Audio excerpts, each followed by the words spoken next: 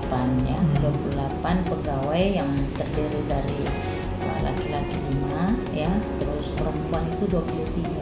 Nah, dari jumlah yang ada itu terdiri dari beberapa SKPD ya, tentunya ada dari Dinas Pendidikan ya sebanyak 16 orang, kemudian dari Dinas Perdagangan, dari Kecamatan Lumajang, kemudian Kecamatan Belikananya, Kecamatan Makassar, dari Satpol PP, terus dari Kecamatan Sakarang, kemudian Dontoala, kemudian Litbang, bagian umum, dan Kecamatan Tamrati itu masing-masing 1 orang. Nah, kemudian dari Dinas Kesehatan itu 2 orang. Jadi jumlah keseluruhan itu sekitar 28 orang.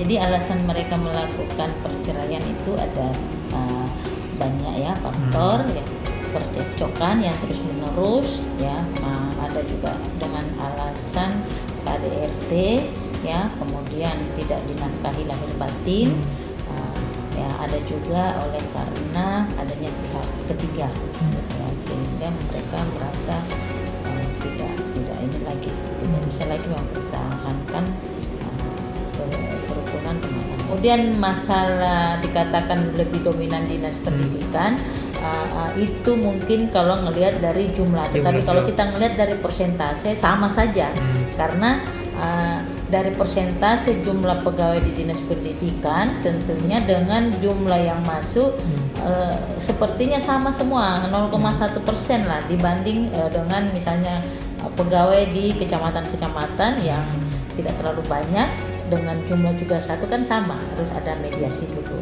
Kita mediasi, siapa tahu mereka bisa rujuk kembali. Kita tetap melihat jika tidak terpenuhi syarat-syarat dari perceraian di perwali kita, ya kita tolak aja.